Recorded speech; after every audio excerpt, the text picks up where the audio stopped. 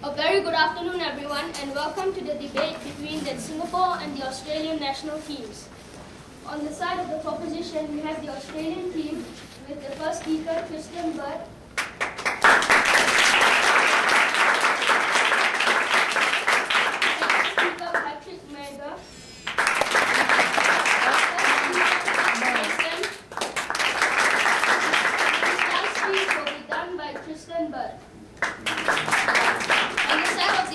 The Singapore team. The first speaker is Peggy, Pflug. The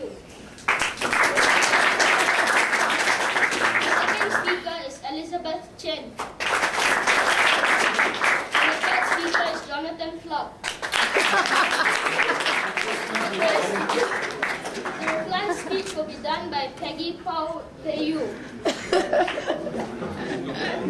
Today we are debating in the World Series style debate, in which the first three speakers will get 8 minutes of an 8-minute speech, after which there will be a 2-minute prep to confer with their teammates, and the reply speech will be 4 minutes. The motion for today is that this House fears India with nuclear weapons. For each speaker, the POI zone is from the first minute to the proposition. Good morning, and may I say how very much I look forward to having my bells rung in that manner. The topic for today's debate is that this House fears an India with nuclear weapons, a topic which at first may seem inherently true, and particularly so when we begin to look at the context in which this debate sits. What we see is, what we've seen throughout history and continuing recently, is that we have a Kashmir teetering on the edge of conflict. In fact, I would go so far as to say tottering on the edge of conflict. What we see is there's a militant Muslim government, a military dictatorship in power in the neighbouring Pakistan, a nation throughout history India has had a very tested relationship with, and has had a hard time becoming friends in any way with. So we've seen this relationship being consistently difficult between India and Pakistan over the last 50 or so years. We've seen 3 wars over the history of Kashmir, and we've seen continuing conflict throughout recent years, up to the most recent unilateral ceasefire, which was declared by the Indian government. But we've seen these pretty much be either unilateral and therefore break down, or be bilateral and break down anyway. But what are we talking about today? When we talk about this House, what we're actually talking about is the global community. And in this context, we're looking at a debate in a very global idea. We're talking both developed and developing nations should fear India with nuclear weapons. But what is it to fear? What are the criteria by which we judge whether we should fear an India with nuclear weapons? We say there are essentially 2 criteria. The first is India a reasonable threat to peace and stability? And the second is India a reasonable threat to the environment? How do we justify our test? We justify that by saying that these are issues which are of pressing concern and a very pressing nature throughout the world, and indeed to the global community. And therefore, because these are the most pressing international issues, those are the reasons that we should fear an India with nuclear weapons. So how are we dividing our arguments today? Well, I'll be looking at why, in the context of India's foreign policy, an India with nuclear weapons is something which has the potential to destabilise the world order. I'll be talking here specifically about issues like Kashmir, specifically about the relationship between India and China, no thank you, and also about the idea of an arms race. My second speaker, Patrick, will be dealing with why, in the context of India's internal policy, we see the potential for an India with nuclear weapons to destabilise the world order. He'll be talking about, again, 3 issues. Firstly, the issue of terrorism. Secondly, the issue of public and environmental safety in India and indeed throughout the world as a result of things like nuclear spills. And thirdly, the issue of a waste of resources. The fact that nuclear arm races divert resources from more necessary, more practical means and places of direction in nations such as India. So on to my first point, which is this issue of Kashmir, an issue which lies at the heart of the conflict between India and Pakistan, and therefore at the heart of what it is that could potentially destabilise the region and indeed the world. Good point. I point you to the fact that in the recent Jammu summit, General Musharraf and Vajpayee, in fact, united in the bid to cooperate over the issue of Kashmir, rather than to use their nuclear weapons as an aggressive bargaining tool. We say what we've seen is we've seen a lot of tokenistic gestures over the last 50 years between India and Pakistan, both of which nations are happy occasionally to make sounds about how willing they are to take steps, but both of which nations are essentially driven by a religious ideology underlying how their governments work. We see that with the military regime in Pakistan, no thank you, which is essentially and largely controlled by Islamic zealots in that nation who consistently threaten Musharraf with withdrawing their support if he is to cede control of Kashmir, or indeed to concede very much at all to India. We see it similarly in India, who has a population of 130 million Muslims and is therefore afraid to set any sort of precedent in a place like Jammu and Kashmir to say that they are happy to take steps to potentially lead to some sort of referendum to decide their sovereignty. Both of these nations, while occasionally making noises, and we've seen historically making a lot of noises, no thank you, consistently find themselves re-engaged in conflict. Vajpayee has committed recently has essentially committed himself to the same policy of refusing tripartite talks between Pakistan and the All Parties Harriet Conference, the APHC. We've seen that consistently be the policy of India's leaders, and therefore what we say is very little has changed, and the nation remains Kashmir remains a very pressing issue in which has a great potential for conflict. So, as I've said, India's foreign policy has consistently been one of an aggressive denial of Pakistan's claim to sovereignty. No, thank you. And what we say is that there has been little change in this. While there have been minor steps taken, we see consistently, most recently in 1998, major flare-ups in this war, but more recently we've seen consistent fighting happening in that state. So what we see is that Jammu and Kashmir remains an issue which has largely been unaddressed. No, thank you. Which has largely been unaddressed by India and Pakistan, and an issue which therefore remains a pressing one, and one which could potentially flare up into this sort of conflict. Let's face it, India and Pakistan are not the sort of nations who are going to be attending each other's birthday parties. They both have basically a sort of religious ideology dividing them, which makes it impossible for these sort of nations, which makes it impossible for these nations to come to sort of any agreement. Would you not agree? I point you to the fact that concrete cooperation in the border states of Uttar Pradesh and Andhra Pradesh to develop economic industry has in fact created a concrete need for both the Pakistani governments and the Indian governments to work together. Again, what we say to these ideas of progress being made is that essentially there remain groups in Jammu and Kashmir uncontrolled by either India or Pakistan. There are nations who promote autonomy for the region. There are nations who promote separatism for the region. There are nations who are happy to go to either India or Pakistan. And therefore what we see is that even if the governments of those two regions were willing to come to sort of any agreement, which they clearly have not been, as I have recently stated, then there still remain other groups in these nations which refuse, no thank you, to cooperate over the issue of Kashmir and over the issue of sovereignty in the area of Kashmir. So on to my second point, which is the issue of China. Now, it is important in this regard to note that India in fact ranks China as its #1 military threat.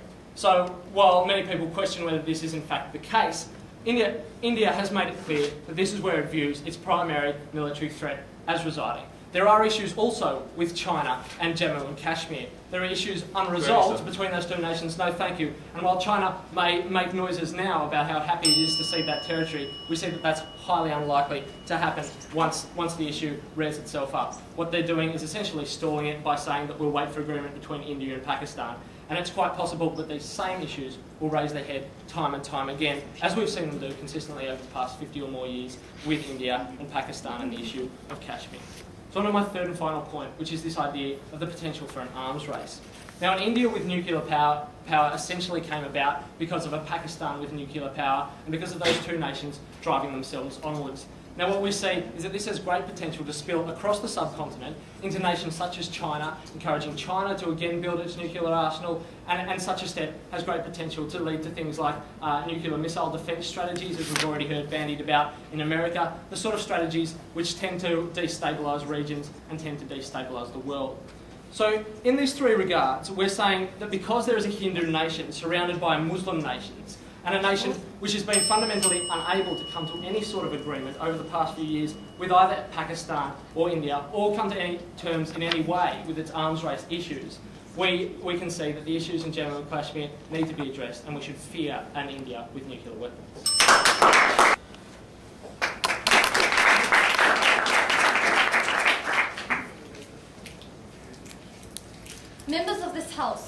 fly in the face of all rationality, fly in the face of all real politics, fly in the face of basic human logic of self-interest. That is basically what you'll be doing if you listen to the arguments on that side of the House today, because they've neglected the fundamental point that the use of nuclear weapons is fundamentally going to be against the interests of India. Now, before I go on to show exactly why the arguments are so wrong, I want to make a certain clarification with regards to this point. That because they have been consistently talking about reasonable threat and not really outlining the concrete, practical effects of this reasonable threat that would lead us to fear India, we already see a fundamental misunderstanding on their part of this concept of why we should fear something. And this side of the House, in fact, tell you the mere presence of a certain threat with no real backing to it is not enough to prove the point as to why we should fear India. That when we fear something, there has to be clear and concrete potential for India to use its nuclear arms in an aggressive manner, and that the international community has no way to avert or control this. And in both cases, I say that they're wrong. No, thank you, sir. Now, furthermore, we're not saying that simply because we do not fear India, that we're not going to have constant diplomatic arrangements, as well as trends towards decommissioning to ensure a constant control and management of this situation. Now, so let's see exactly, with this fundamental misunderstanding in mind, why exactly they're so misguided with regards to their basic arguments today. And I'll show you this in two main areas. This point on the so-called history of conflict that somehow leads us to fear India, and secondly, on this point of the arms race. Now, we do recognize that the situation in Kashmir has been continuing for the last 50 years. And of course, we're not saying that the conflict is ever going to really completely disappear from the world agenda of peace today. No, thank you, madam. But the point is that because India recognizes that both it and Pakistan have nuclear weapons, there is this concept of mutually assured destruction, which I will go on to elaborate in my constructive. But the point is, because of this recognition of mutual threat, there is a continuing check and balance on the situation in the area. Now, he talks about token gestures, but has he ever analyzed how exactly important and significant in the history of these last 50 years the meeting at the Peace Summit of Jammu is? The idea that Vajpayee has in fact allowed for the Muslim rebels to continue talks without conforming to the Indian constitution. It's precisely because of this that have led to concrete and real benefits in the peace talks today. Don't you agree, madam? No, I don't. But when you talk about the mere presence of nuclear armament, would you say that the 1998 nuclear tests... Yes, madam, I'm going to talk about this point on the 1998 flare-up. And here I'm assuming they're going to talk about, the testing that went on between India and Pakistan. But the point is, firstly, that this testing was deliberately conducted in deliberately obscure aquatic regions where there would not be any kind of human casualty and therefore concrete detriment to fear. And furthermore, it's precisely because of these tests in 1998 that both sides have recognized the threat of mutually assured destruction that I've been talking about. Now, you talk about ideology and the idea that it's the people that are going to lead to the fundamental misbalance of the situation. But think about it. Are the people the ones that are controlling the nuclear weapons today? We're talking about the threat that ensues from governmental control of nuclear weapons. Therefore, deal with that relevant point, sir. Now, on the arms race, no thank you, sir, I put forward to you that, yes, let's look what's against it. History. The sad story of Russia's nuclear arms, the fact that it takes 80% of its original price to continue to fund and to continue to regulate this nuclear stockpile already leads to a drastic drain on resources. That India, with its economic imperatives, and China, with its recently bourgeoising markets as well as its recent economic interests, would not have the fundamental self-interest in this kind of arms race. And therefore, indeed, we see a trend towards decommissioning on the part of the Indian and Pakistan, no thank you, sir, instead of this escalation of the arms race that they want to talk about. Now, I'm going to further my case on this side of the House on the diplomatic interests of India. And my second speaker will go on to talk about the economic imperatives that exist within the country. And together as a team, we're going to show you that because of real politics, because it's not in alignment with India's interests, indeed, we have no reason to fear the nuclear weaponry that it owns. No, thank you, sir. Now on my first point, which which directly opposes his case on India and Pakistan, and my second point, India and the international global community. Now, India and Pakistan. I've already told you about this point on mutually assured destruction, that if India were to try to hurt Pakistan, it is merely going to hurt its own interests. Now, therefore, we see that rather than using its nuclear weapons, it's going to try and prevent escalation, as has happened through reconciliatory talks. And we've already talked about the fact that the Premier Atal Bihari Vajpayee relented and allowed Kashmiri Muslim rebels to negotiate without having to come under the Indian constitution, leading to unparalleled peace negotiations and achievements. Of course, this increasing reconciliation makes it increasingly unlikely that there is going to become the real threat as a result of the nuclear weapons that the Indian government holds. Now, on the more important point, the largest significant point of India and the international community. Now, we put forward to you that the concrete threat that would result from using the nuclear weapons does not in fact accrue, because it's against India's own diplomatic interests. No, thank you, sir. The fact that it would face reprisals for using nuclear force as an aggressive bargaining tool. Now, we see that in the international community, there is this trend towards decommissioning. The international community has applauded Ukraine and Belarus's, as well as South Africa's voluntary decommissioning efforts. On the other hand, we have the precedent of the outcry against pariah nations, such as North Korea before the Sunshine Policy, such as Iraq because of its continued suspected development of nuclear arms. And because of this, we see that there is in fact a negative example that India doesn't want to follow, that precisely because it doesn't want to endanger its own interests and follow in the footsteps of, for example, the international backlash that followed when China tried to test its missiles over the Taiwan Straits. India does indeed not have the kind of the incentive to use its nuclear weapons. Yes, sir. Seriously, how much control do you believe that the military regime in Pakistan has over the sort of splinter groups who are controlling the affairs? But I've already dealt with that point, sir. I've told you that we want to talk about the threat that accrues from nuclear weapons. And nuclear weapons are controlled by the government, by the military commander of the government, by the Prime Minister of India. And that's precisely why we tell you, because of government interests, there is nothing to fear. Now, instead we see that there are other methods in which India can assert its status.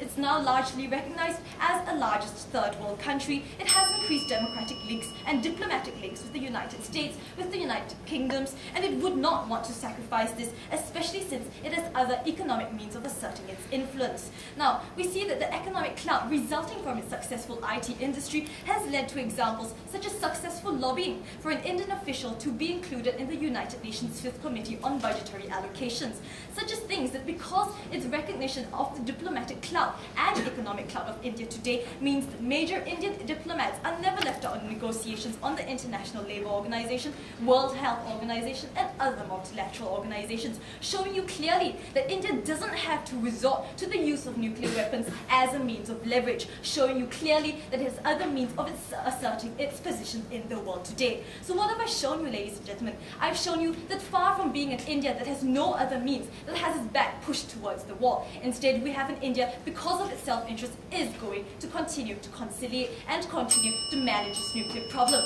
And therefore, do not be fearful, ladies and gentlemen. We have nothing to fear.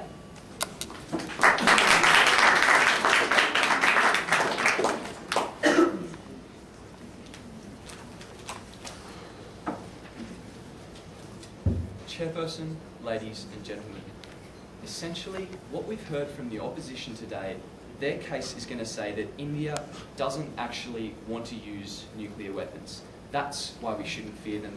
That's why they're not a threat. They actually just want to use their nukes as a fashion accessory. Perhaps they'll store them for a rainy day. And they've based this on 3 points so far. Firstly, that the conflict in Kashmir is no longer an issue. Secondly, that it's not in India's interest to use nuclear weapons, therefore they won't. And thirdly, that of course they're going to be very careful about the concept of mutually assured destruction and therefore will not be looking for nuclear conflict. On the point of Kashmir, ladies and gentlemen, we've seen on 3 previous occasions both sides expressing peaceful intent over the region of Kashmir. And what we've seen on 3 previous occasions is violence flaring up after these expressions of intent. We've seen that they failed, and therefore we think it is extremely fair to assume that current attempts may fail again. That after expressions of intent that the opposition talk of today, it's fair enough to assume that conflicts, no thank you, could flare up in the region again if it has on 3 previous occasions. And that's why we think Kashmir is still a very big issue in this debate and must be dealt with. No thank you. They've said that it's not in India's interest to use nuclear weapons, but what they fail to recognise is that with the many splinter groups within India, corruption in the government, and terrorist groups present in India, it's very hard to say that it's not in India's interest and try to speak of India as one whole body. There are many different, no thank you, there are many different groups within India with many different goals and many different ambitions, and therefore to say that it's not in the Indian government's interest is to exclude a huge part of this whole nuclear threat, and that is the many other pressure groups, splinter groups and fundamentalist religious groups within India that influence these decisions. No thank you. And what we've done already is to question exactly how much control does the Indian government have over engaging in nuclear conflict. And this is why mutually assured destruction is not an issue. It is, in fact, not a reason that they won't engage. Because what we've seen is that there are many Pakistani fundamentalist groups, religious groups, who take it upon themselves to initiate the conflict on India, be it with or against the Pakistani government's intentions. No thank you. We see that when they do initiate this conflict on India, India must retaliate, and this is the sort of conflict that inevitably arises in the region, because it's very hard to control these regions by simply addressing their government. And this is why we think that we should fear a nuclear India, and that there are plenty of reasons that India would like to use nuclear weapons should they possess them. Ladies and gentlemen, India is a poor country. The government does not have a huge financial base. In fact, the purchasing power no thank you, rating is 5.7. This is on the same scale where the US rates at 100, Japan 83.9, Britain 71, and Nigeria a 3. So we can see that India is a very economically poor nation. And what we have is the dangerous combination of a poor government attempting to build an expensive nuclear arsenal. This we should fear for the implications of such a dangerous combination. And there are 3 points I want to make. No thank you. The first is the safety concerns, both public and environmental, and the sheer magnitude of these concerns. A poor nation tends not to build A-grade, top-notch technology nuclear weapons. And so already we have a very big safety concern in the quality of weapons that India would be storing. Secondly, a nuclear arsenal becomes quickly outdated, and the old weapons need to be disposed of. They need to be buried in the ground, and this is an extremely very dangerous measure. Both situations threaten hugely public safety, especially in the second most populated country in the world. And in fact, what we've seen in Russia presently is their outdated nuclear weapons leaking underground and contaminating land, contaminating water supplies with deadly radiation. Is this not a problem for India, sir? Sir, you told us that what we need to do is analyse whether the international community as a whole has a reason to fear this, and you haven't shown a scale of environmental degradation to warrant international fear from the global community. First, we've got to establish that that will cause a problem in India, because as the split went, I'm dealing with internal policy and its ramifications for the rest of the globe. So Indian ministers have also expressed their desire for a nuclear navy, and what we see in Russia is this contaminating the ocean with rotting submarines. Now this house being the rest of the globe, fears the safety repercussions of a nuclear India. It fears for countries like Bangladesh suffering the effects of radiation in their water supply, in their land, because what we saw after Chernobyl was the effects of radiation spreading as far as Scandinavia. Therefore, it is not only India that must fear this environmental problem, but the regions surrounding them. And that is exactly why we must fear it. It's a serious threat to the lives of the people surrounding India. Contaminated water supplies require huge, multinational, expensive and dangerous clean-up efforts to deal with this leakage and to deal with the damage that it causes. No thank you. The second point is that the frightening potential for Indian nuclear weapons to find their way into the hands of terrorists. Now, I first established the political context of the region, and what we see in such a volatile region is the presence of terrorist groups within the APHC, the Tamil Tigers, and affiliated splinter groups.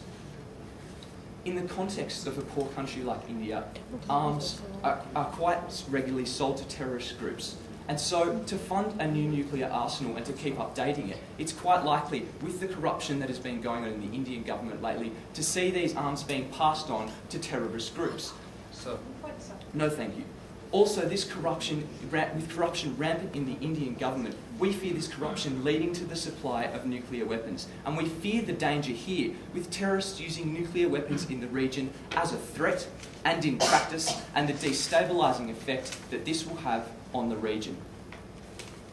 Finally tonight, this House fears the waste of resources by a poor Indian government investing in a nuclear armament and the effects that this would have. We've already established that India is poor. It has a high population.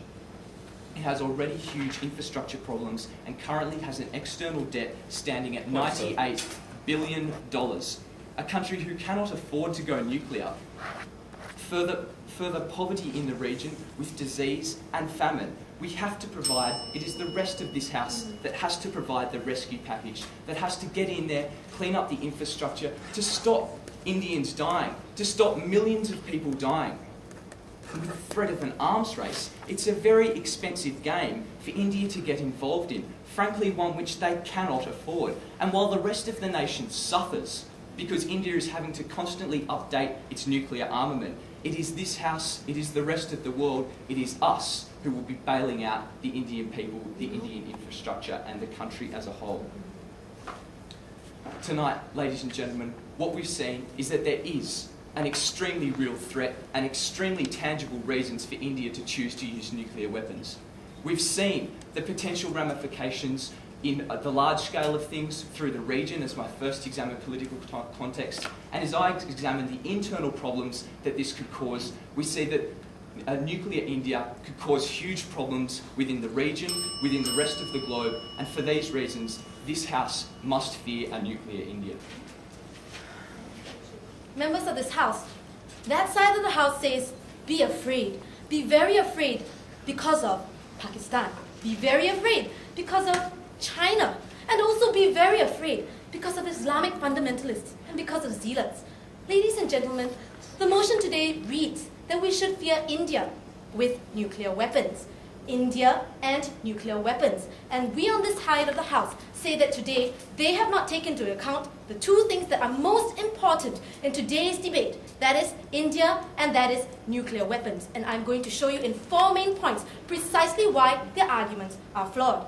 Now, firstly, I will tell you about public safety and nuclear weapons. Secondly, about the economic interest of the Indian government. Thirdly, about the unresolved issues in the international arena. And fourthly, about the disparate groups that are present in the international arena as well as India today. Now let me just go on to the first point, that of public safety. Now they tell us because there's so many problems with storage, so many problems with leakage, that means that we should be very afraid because of the environment problems that it causes. Now, members of this House, I will tell you today that they better get their facts straight because scientists from the Global Environment Facility have already told us that radioactivity from storage facilities have no more radioactivity or no more fear of radioactivity than you get from your microwaves at home, than you get from your toasters at home. Members of this House, they have not given us any evidence to tell us why we should indeed fear the radioactivity, we should indeed fear this environmental risk. No, thank you, sir. Now, second point. They tell us that there's an economic problem. That the economic problem is that India is wasting lots and lots and lots of money on their nuclear arsenal. They are keeping it up when they cannot profit from it, when they cannot use it.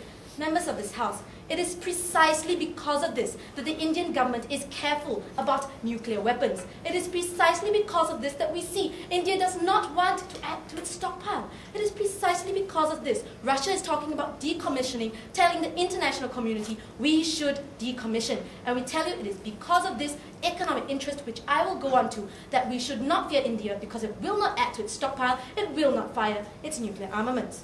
Now, the third point they brought up, they told us there were a lot of unresolved issues with Pakistan, with China, and there have been conflicts.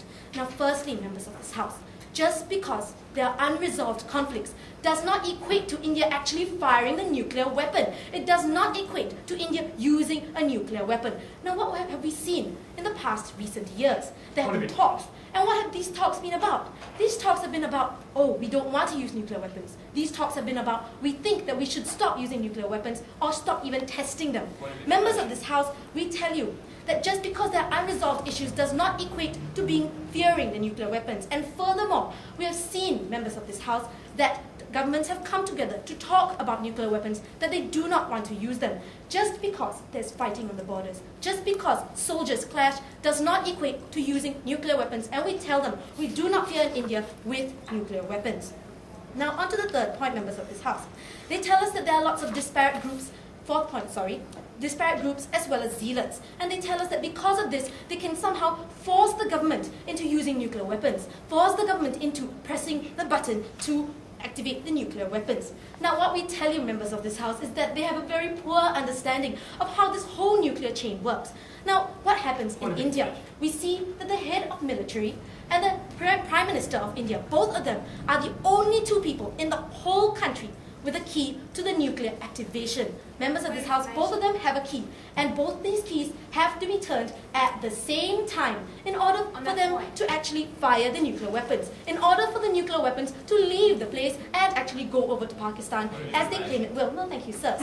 So we tell you that they don't understand. They tell us that disparate groups will get hold of these weapons or force the government into firing them, but we tell you it will not happen because of the safety procedures that occur within the government itself. No, thank you, sir. Yes, madam.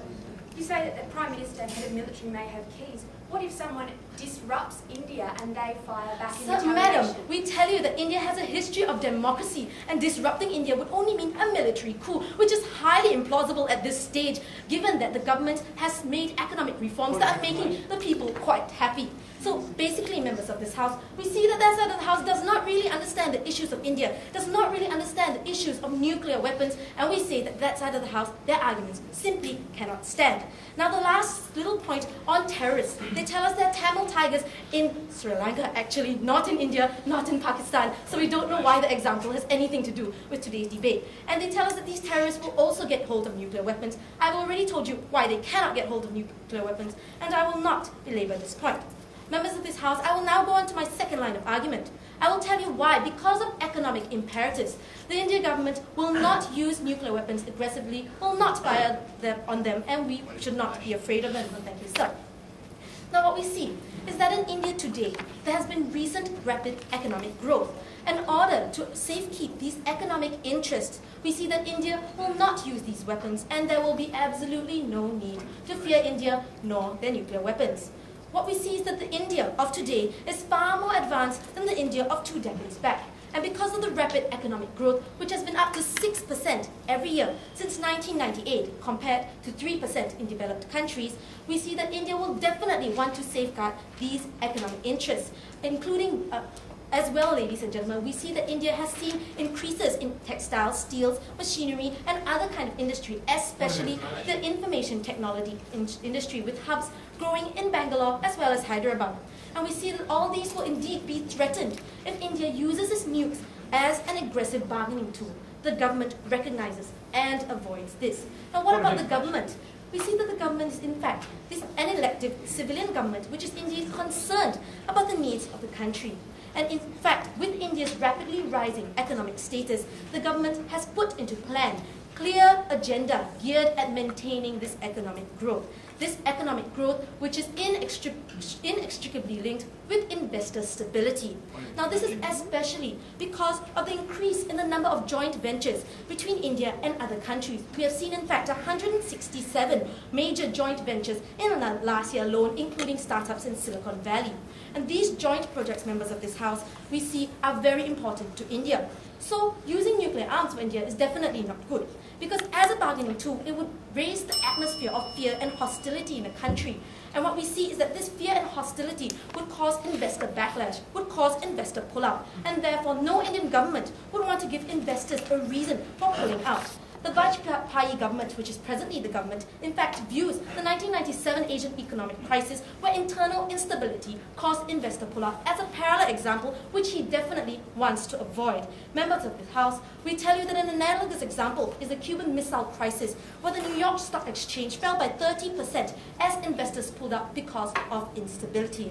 Now what we see is that the Indian government recognizes that it cannot afford to undergo this kind of economic problems. It cannot, members of this House, put at stake the economic interest that it has built up over all these years. So we say today, because of economic imperatives, because, members of this House, the Indian government will safeguard its own interests. Using nuclear weapons is not in its interest, and we have no need to fear. We on this House say no fear.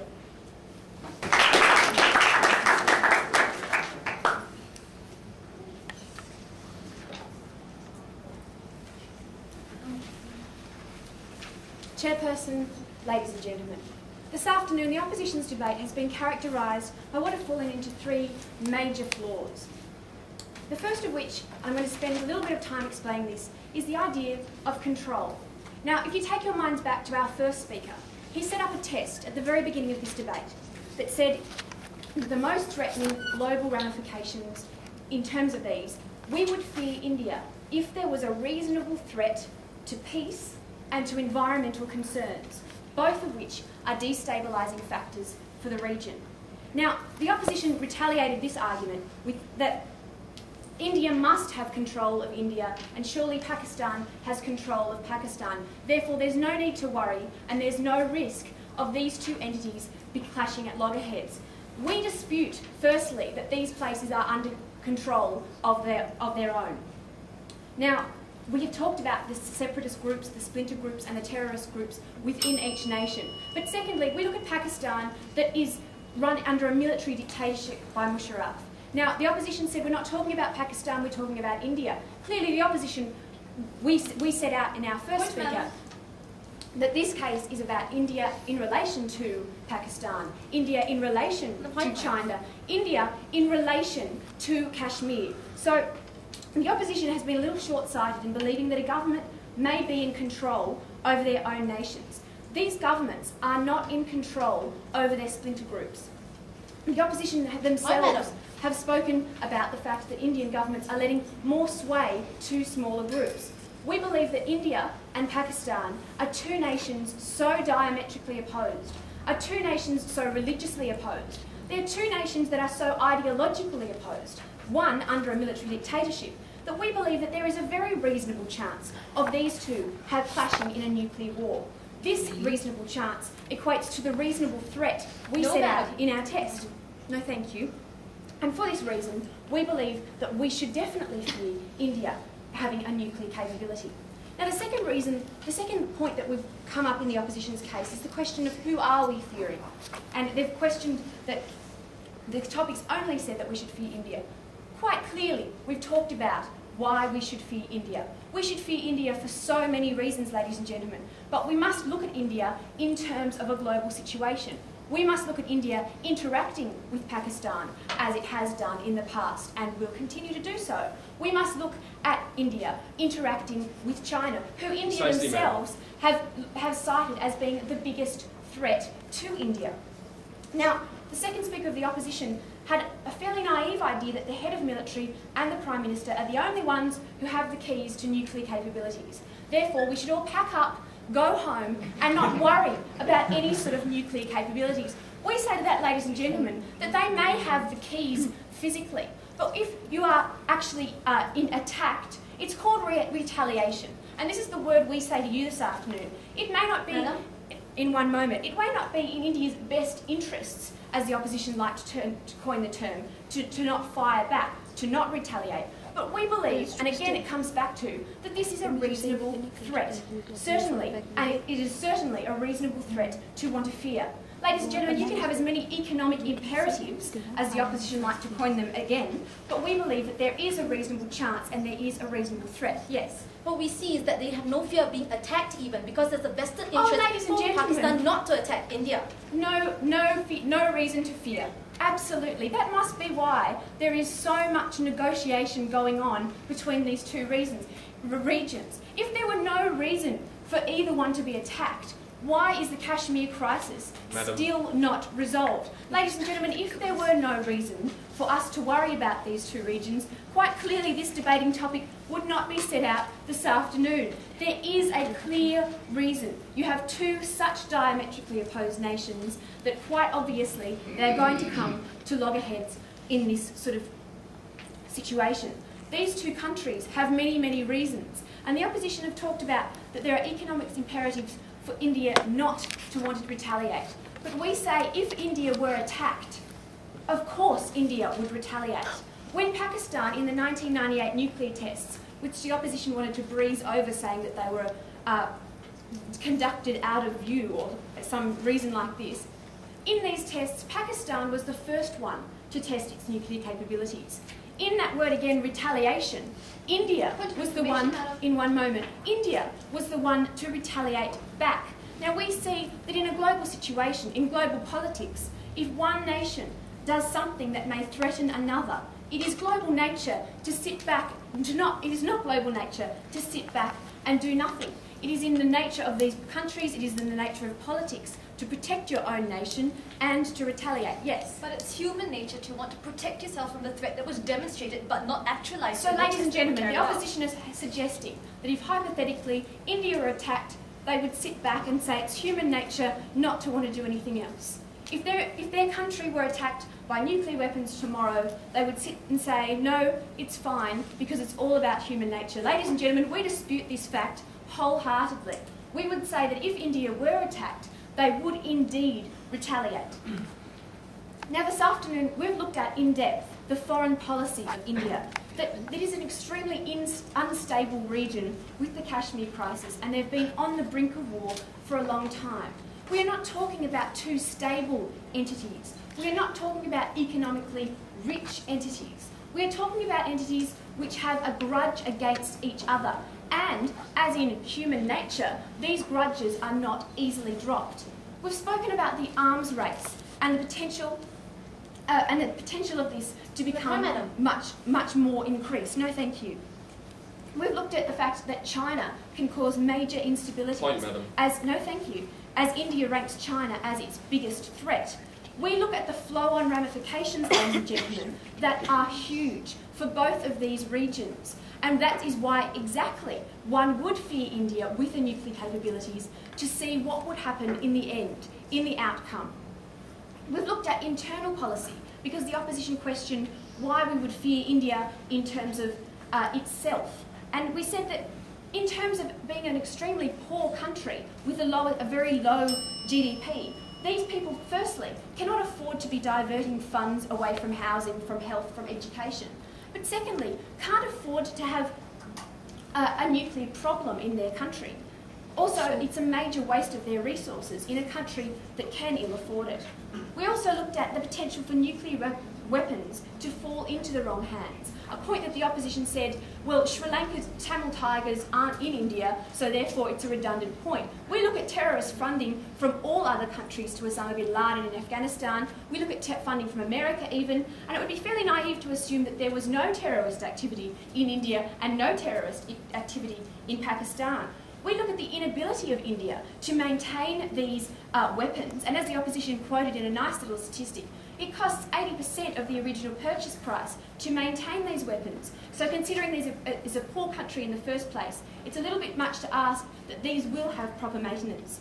Ladies and gentlemen, quite clearly, this House fears an India with nuclear arms.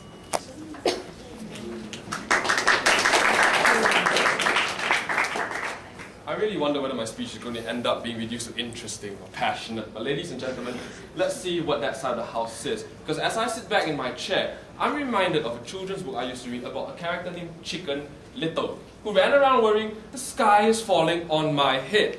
But if he actually bothered to look up, not at the sky he imagined, but at the sky that covers the real world, the practical reality, ladies and gentlemen, the unique practical realities of his world, he would have recognized that despite the scaremongering that surrounded him, the sky really wasn't falling on his head, ladies and gentlemen. So I'm going to answer two major questions raised by that side of the house with regard to the situation over nuclear arms in India. First of all, how does the subcontinent work? How does regional geopolitics work, ladies and gentlemen? And the second question, how does India specifically work? And let's look at the first question, ladies and gentlemen, with regard to how does regional geopolitics work. I'm going to look at it in relation to international relations over Pakistan and China. Now, ladies and gentlemen, thank you both of you. In both, if they are to be believed, We should fear a Pakistan with nuclear weaponry. We should fear a China with nuclear weaponry, ladies and gentlemen. Not an India, under an elected Vajpayee government, intent not to compromise its international relations and economic development by using nuclear arms aggressively. In fact, the manner in which they phrase their argument, ladies and gentlemen, already concedes that they recognize India is retaining its nuclear capacity as only a defensive mechanism, not as an aggressive mechanism, ladies and gentlemen. So India per se, they've already conceded when they talk about retaliation, is not to be feared in relation to its nuclear arms. But ladies and gentlemen, then here they have a really wonderful shift. They say, no, we're not worried about India per se. What we're worried about is India in relation to Pakistan, India in relation to China. Now, first of all, ladies and gentlemen, the fact that India and China both possess nuclear arms already demonstrate a certain degree of power parity in the region that leads to all three parties recognizing the need not to tip that power parity, no thank you sir, by using nuclear arms aggressively and flagging their nuclear capabilities through some kind of bullying in each other's face, ladies and gentlemen. Instead, with all three parties, we've seen a concrete movement towards cooperation, reconciliation, and diplomacy. I'm going to deal with first Pakistan over Kashmir because that seems to be their major concern. First of all, ladies and gentlemen, apart from the Jammu summit, which we've consistently pointed out, we tell you concrete efforts have been made to improve bilateral relations between the two countries. Now, they're not as diametrically opposed as they say. They don't have the same kind of grudges which they say, ladies and gentlemen, anymore, maybe 50 years ago. But we see concrete movements resulting from the Jammu summit, like the joint ventures between government-linked corporations from both Pakistan and India in the border states of Uttar Pradesh and Uttar Pradesh, ladies and gentlemen, leading to an economic independence within economic dependency on both countries cooperating within the relevant region, ladies and gentlemen, that leads to the recognition that in fact they would severely threaten this economic cooperation by escalating conflict along other border states like Kashmir, like in Jammu, ladies and gentlemen. And that's why the conflict is not going to escalate. At the same time, ladies and gentlemen, when we tell you that there has been diplomatic reconciliation and in fact concrete movements towards bilateral relations between the governments, they say no. The governments are not the problem. It's the splinter groups that are the problem, ladies and gentlemen. Another shift here. But let's look at that. First of all, we'll tell you the splinter groups in Pakistan do not possess nuclear arms. Your own recognition that General Musharraf is in fact a military strongman implies subsidiary recognition that a military strongman has strong control over the military and strong control over the military arsenal, particularly the nuclear arsenal in Pakistan, ladies and gentlemen. And splinter groups like the Kula Lakor sect, ladies and gentlemen, no thank you sir, only have conventional warfare capacity. Now, and this is the point, consistently they've talked about fears of escalation, of clashes, but they've never told us whether or not escalation is going to lead to necessary usage of nuclear arms, or is it just going to stop at conventional warfare, ladies and gentlemen? We've already told you, first of all, there isn't going to be escalation because of recent improvements that are far different for all three previous peace movements, ladies and gentlemen, with concrete progress. We've also told you, no thank you sir, that you haven't given us a real reason to fear nuclear warfare as opposed to just conventional small clashes within very small regions, sir. Next, ladies and gentlemen, they say, well, they're going to fire back in retaliation if India were attacked. Now, first of all, we've never seen a nuclear attack despite 50 years of Cold War antagonism, ladies and gentlemen. And first of all, we also told you that it's unlikely that they'll be given a reason to retaliate to begin with, since there have been recent breakthroughs in negotiations with the Kashmiri rebels. And we tell you at the same time, Pakistan, recently ejected from the Commonwealth, has in fact is in fact seeking very eagerly to validate itself before an international community that frowns on such aggressiveness, that frowns on the aggressive deployment of nuclear weapons. And when General Musharraf embarks on a policy of governance to validate himself before the international community, he bears in mind very clearly the recognition that the way to serve his interests, and therefore the way to ensure that India isn't given a chance to retaliate, ladies and gentlemen, is not to provoke India. Not to provoke India by firing to begin with. Then, ladies and gentlemen, well, that's fine and well. Another shift. That's fine and well. But what about if there's a military coup? Now, ladies and gentlemen, first of all, you have to realize that there are unique differences between Pakistan's political history and India. Unlike Pakistan, ladies and gentlemen, India has a long history, first of all, elevating the importance of civilian government. So you're not going to get the kind of popular support you need to successfully overthrow the government. At the same time, the Vajpayee government has a majority alliance in parliament which is unprecedented, ladies and gentlemen, and therefore possesses unprecedentedly strong control over internal affairs. And then, ladies and gentlemen, they say something, little small thing about China. And I'll tell you that Zhu Rongji and Jiang Zemin themselves also elevate economic imperatives such as peaceful development, ladies and gentlemen, over and above international antagonism. And when they say that India recognizes China as its biggest threat, they mean biggest threat to economic development, not to military warfare. Let's move on to the final point. How does India work?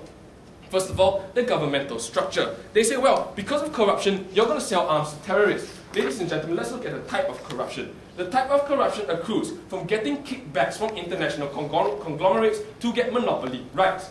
They have, in fact, a far better source of corrupt funds, ladies and gentlemen, than selling arms to terrorists, and that's why they don't sell arms to terrorists, ladies and gentlemen. At the same time, we've seen concrete movements to ensure responsibility from the government, not just in terms of the budget, when we talk about the corruption scandals, ladies and gentlemen, but also in terms of general responsibility, especially over the case of nuclear deployment. And this shift has been seen in the reconciliatory tone of President Narayan's 1999 Party Congress speech, ladies and gentlemen, when he said that the government has to deploy and conduct its manner of government in a responsible manner. And that's why you don't see the kind of environmental degradation that happened in Chernobyl. What you see is underground tests in isolated regions like Kharagpur and East Bengal. You don't see, ladies and gentlemen, the fact that there are nuclear leakages because there are discussions during the recent Clinton tour to allow UN inspectors into their storage rooms. You don't see the recognition that we are going to starve our people so we can build up their arms. If you think that you know that they can't afford it, I tell you that PM Vajpayee and President Narayan knows as well that the Indian government can't afford it, and that's precisely the point. Because they don't want to endanger their economic interests, they can't afford to be a danger, ladies and gentlemen. So don't run around the skies not falling on our heads.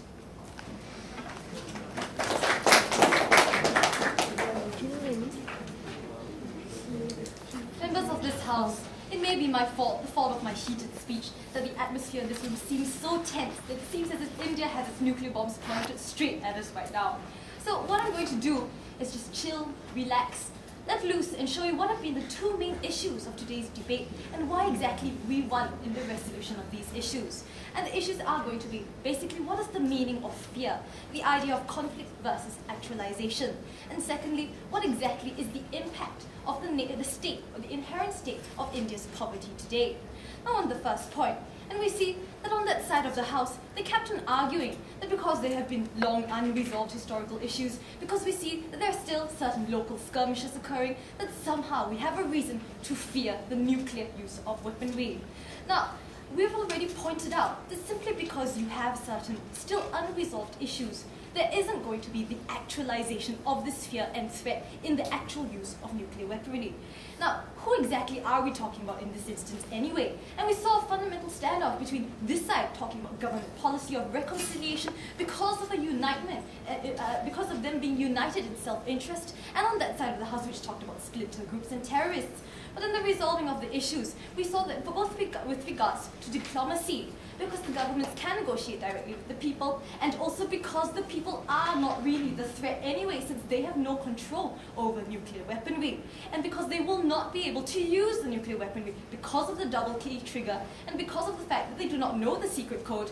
Therefore, even if the people were to be a threat, there is not the kind of direct detriment that accrues from the use of nuclear weaponry. So we see that the balance of the two issues, firstly, because of the uniting in self-interest, both on the part of India and on the part of Pakistan, meaning that Pakistan is not going to try and trigger the war in the first place because of this issue of mutually assured destruction, which we consistently talked about down that side of the House. In the balancing of these issues, clearly the resolving fell with the opposition.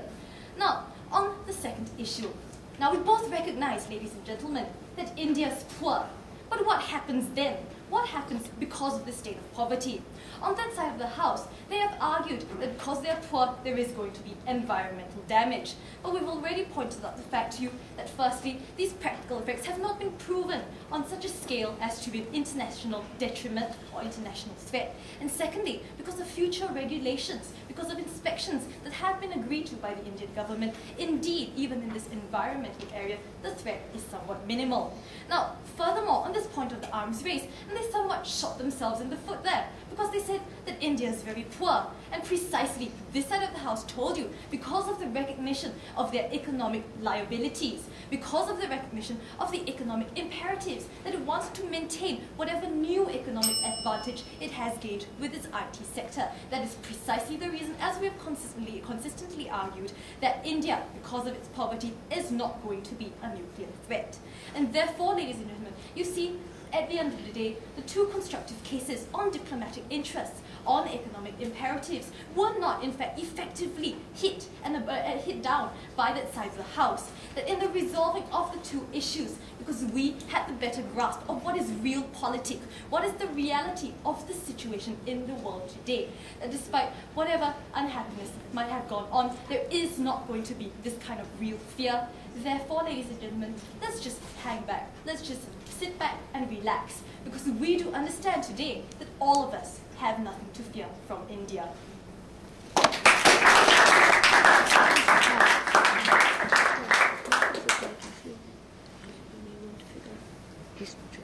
Good afternoon again, ladies and gentlemen, and let me begin my speech by saying that I also intend to chill out a bit in my speech, and I also intend to give it a sort of meted response to the two cases which have been dealt out by the two teams today. Now, at the core of today's debate have been two questions, one of which sort of flows from the other. The first question is this idea of the question of control. What we've heard from the opposition in regards to this notion of control is that it is more reasonable to believe that between two nations, and I talk here, of course, about India and Pakistan, which are ideologically opposed, who are religiously opposed, one of which is a military dictatorship brought about only in the last few years by a military coup, and both of which do not have control over the significant splinter groups who are currently driving the agenda in places like Kashmir. And I talk here about organisations such as the All Parties Harriet Conference, who is now being negotiated with as a separate entity by both Pakistan and India, indicating that the level of control these nations hold may perhaps be less than 100%, and in fact is quite minimal altogether. They have suggested that in this sort of climate, it is more reasonable to suggest that the military threat delivered by these two nations is quite slight, and the threat of a nuclear war is quite slim. What we have said is, even if that be the case in India, which we thoroughly deny, given the fact that it now has to negotiate with the APHC as a separate entity. Even if it was the case in India, it is important to consider nations such as Pakistan and China. China was a nation who the opposition's third speaker told us we should perhaps reasonably believe there was a nuclear threat from.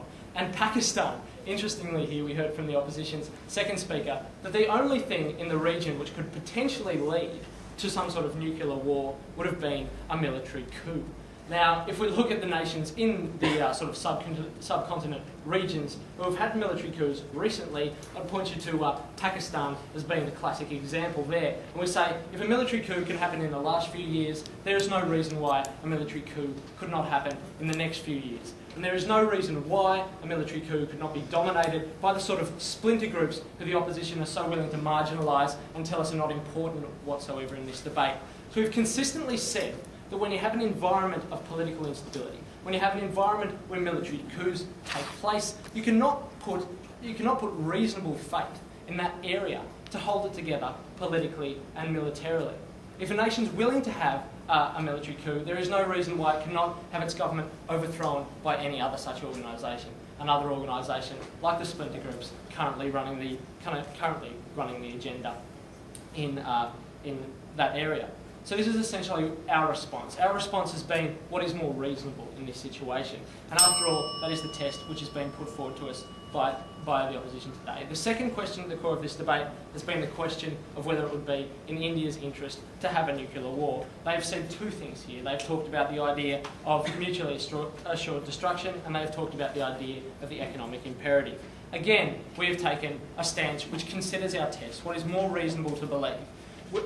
In regards to the issue of mutually assured destruction, we've talked about human nature. Is human nature to be afraid? And the other option in an issue such as mutually assured destruction is the get in first option, is the fact that nations tend to like to jump down each other's throats when military conflicts begin and try and bomb the other person out of the conflict before it can get too serious. We've also spoken about the idea of religious fundamentalists staging coups, taking control and potentially leading to conflict in that regard. What we've essentially said throughout the course of this debate is, what is it more reasonable to believe? Is it more reasonable to believe that the control which these nations have over their political systems is less than perfect? Or is it more reasonable to believe that it is in fact less than perfect, and it is in fact a reasonable idea that they will create an environmental threat through mismanagement? And because of those two grounds, and because we have been the team which has consistently answered those questions, the debate must fall to the opposition. Yes, I will. Well, everyone, this is part of a set of exhibition matches that are going to take place across the island. And firstly, as the coach of the Singapore national team, I'd like to first begin by thanking Raffles Institution for having us at this debate in this room this afternoon. But what we thought we'll do as part of the follow-on of the debate was to actually invite another of our guests this afternoon, Mr. Christopher Erskine, who is an international adjudicator from Australia and a very experienced adjudicator at the world's level. And what he's going to do is give you a series of comments, an analysis of the debate that you saw, and tell you what adjudicators at the international level will be looking out at. So, could I please ask you to take a round of applause?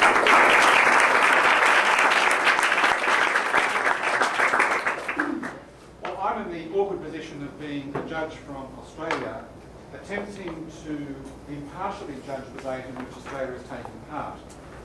In the host country of the opposition team, I've therefore decided to be a diplomat and a whip, and I'm not going to tell you what I think the result is. But what I am going to do is to tell you what international judges look for in a debate like this one, so that you can see for yourselves some of the issues that we would be thinking about. Now, the world rules, which are basically an amalgamation of rules from all over the place, because every country has its own different debating style, have three categories that judges look at. They're called style, content and strategy, and I understand from talking to the Singaporeans that that's in fact the judging standard that you're now using in Singapore. Style is the way in which people speak. In fact, there are three aspects, as you can think, to a way in which people talk to us. First is the actual expression in which they do it, which is the style. The second is the content, that's the words or the arguments that they've used. And the third is what we call strategy, which basically covers a multitude of ideas, sometimes as simple as did you use your timing right, through to more complex issues like did you understand what the issues were. So let's go back to style, which is the way that the speakers speak to us. Now, you heard today two teams who start speaking to you with two different types of accents. If we had this debate in Australia, an Australian audience would be surprised by the Singaporean accent because it's not something we're used to. And I have a suspicion that at times you probably thought the Australian team sounded a bit quaint because they have an accent that you're not necessarily used to hearing in quite this way.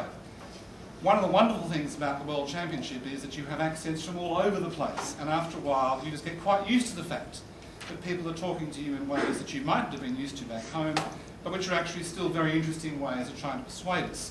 How do people persuade us with their speaking style?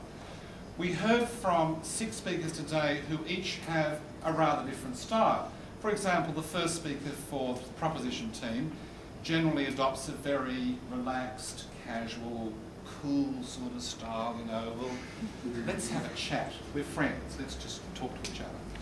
On the other hand, we had 1 or 2 speakers from the opposition team who basically wanted to nail us to the back wall and tell us with a raised fist why it was that the other side just has no idea what they're talking about. And there were other variations in between all of that. And as individual speakers, each of them has a very effective style. So I think that you could say that each of the 6 speakers, in terms of the effect of their style, was pretty good. It would be nice with some of the speakers if from time to time within their own speech we got a little bit of variety. For example, it would be nice if the first speaker for the proposition team just occasionally got impassioned. And it would be nice occasionally if some of the stronger speakers that we heard from the opposition side sometimes just sort of let us get down from the back wall for 30 seconds to draw breath before they pin us back up again. But leaving that aside, they're nevertheless 6 very strong speakers.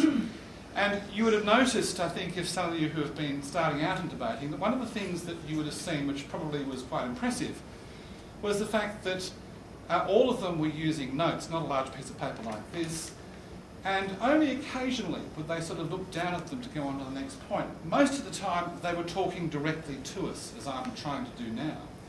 And that's an important part of communicating to people, to actually look at the people you're talking to and to address them, so that you found, I think, various ways in which people speak very effectively, and I think you'd be impressed with what you saw. One of the surprises I found this afternoon, though, was that a number of speakers from both sides attempted to use humour. Now, I thought the humour was actually quite good, but for some reason I suspect you'd all been told that it's absolutely not allowed to laugh in a debate, or whatever it was, and so nobody actually responded to it, which was a bit of a shame. But anyway, humour is another thing you can use in debates, and sometimes it works, and sometimes, God knows why, it doesn't work, but it was a good effort from both sides. Let's move on to the next thing, which is content, which is worth 40%. Now, here we start to analyse the arguments, and this is where adjudicators like to be really full of their own self-importance, because here you get to analyse the 2 arguments and explain why it was that the minute part of the second speaker's speech in which they threw in a couple of words was the turning point of the whole argument. I'm not going to attempt to do that because we had quite a lot of strong arguments on both sides today. But one of the things I would say is this, that from where I was sitting, it sounded to me as if the proposition team set up what was going to be a good argument and then lost their way for a while because they set up all these reasons why we should fear India. They then got a lot of comment back from the opposition team, specific forms of arguments against what they were talking about, and it really took until the third speaker for the proposition team to be sort of forceful and strong in getting those arguments back onto what the proposition wanted to talk about. So it's not a criticism of the fact that, it's not a criticism of the argument that they wanted to put forward, because the first minute or 2 of the first proposition speech set out a clear and solid argument. It's just that it did seem to meander a bit from there until we got back on track with the third speaker, and from there onwards the debate was really very solid on both sides. But there was an issue that the opposition team wanted to talk about a great deal, which is that this motion says we should fear India. And is it actually then relevant to talk about Pakistan, or to talk about splinter groups, or to talk about all the other myriad of issues in the region? The proposition from the outset said this has a context. And it seemed again, from where I was sitting, the proposition was probably correct, that you can say that we should fear India, because even if India is not going to be the aggressor, the fact that India might precipitate an arms race in the region, for example, would be something that would cause us a great deal of fear because of the consequences of that. So that it's not necessary, I think, in this motion, for the proposition to have to demonstrate that we should fear India because it's going to start dropping nuclear weapons on Sri Lanka or Singapore or Canberra, but that we should fear India with nuclear weapons because even if India isn't the aggressor, the fact that it raises the stakes in that way in a very unstable region is a matter of grave concern. So that I think the proposition was probably correct in what they were talking about, but this is one of those areas where I thought they took a long time to get around to justifying why it was that they were entitled to talk about India in that way. There was a lot of very solid argument on both sides, and you'd probably be surprised to hear that both teams got this motion at 2 o'clock. So they had precisely 1 hour in which to put forward all the arguments that you heard today. That's the first thing I'd say. And the second thing is that each of the teams prepared by themselves, without the assistance of the encyclopedias, the internet, large numbers of people from the Ministry of Foreign Affairs and so forth, to give them information. So they were doing this pretty well on their own resources on both sides. So that's a very impressive effort. It indicates that when you debate, you have to have a lot of good general knowledge. Having said that, sometimes I thought we were a little bit naive. I mean, I think it's probably a bit naive to say that a country such as Pakistan, with something of a history of military coups, is a country that you could say confidently was in control of its nuclear weaponry. Occasionally, I think we were tangential. It seems to me, at any rate, that if you're going to talk about fearing India because it might become impoverished because of nuclear weapons, you're really getting a bit away from the idea of fear of India with nuclear weapons. That may well be a criticism as to why India should not have nuclear weapons because they can't afford it. But can you really say that we should fear India, that is, be afraid of India and what's going on, simply because India will get poorer if it has nuclear weapons?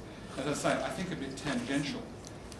There were some very good arguments by the opposition team about the economic imperative as to why it was that it's not in India's economic interests to be the aggressor. And the response we've already heard from the proposition team was, yes, that may be true, but what about India defending itself? So there was some very good clash, as the Americans would call it, on that sort of area in which we had a good argument put forward and it was well responded to. Finally, because I noticed that Ms Creffield is here looking at her watch, let me briefly talk about strategy, which is worth 20%. Now, strategy is a difficult thing to explain.